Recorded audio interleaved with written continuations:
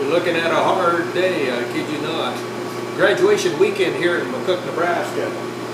That's 126 dozen donut holes, not counting a full load of other products that I had to make. So this old man's tired. Biggest we ever had was a 200 dozen donut hole, but that was back when I was in my early 40s. This is one of the bigger ones we've had for some time, I'm here to tell you. And it does make the old man get awful tired. But I'll make it and get through it, I kid you not. So it's done, but you're here for a story. Just finishing up my 20-hour day here in the middle of May. It is graduation weekend. Graduation weekend, I tell you. And there's a lot of hope those kids and those young people have for a future. Now, I hope the government doesn't take our freedom away from us. But with that in mind, and most of the people that come and talk to me are just kids. Just kids. That's how I stopped more fights than any cop in McCook for 30 years. I do it without a gun or a badge or any authority, but I get it done. But with these kids and their hope of through their graduation and going into the world and hoping and with a dream of success. A dream of success. Unfortunately, there will be quite a few that will find out that the land of the dollar bill can very easily be a nightmare that never ends.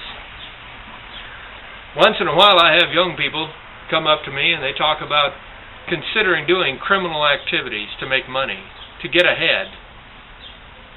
Might be drugs, or it might be prostitution, it might be all sorts of things that they're trying to think of to be able to succeed financially. The world's against them, they know that. But I point out also that if you want to break the law, and you're an amateur attempting to break the law, well, you have 2 million professional police officers that have only one thing on their mind: find you, catch you, and convict you, and then they'll go eat lobster. So I tell them real quick, you might want to consider a different direction. And when you talk about directions, I usually pull this out. You see, I always carry one of these. It's a compass. Not because I get lost in southwest Nebraska where I've lived all my life, but rather that if you want to find north, there's only one direction that it points north.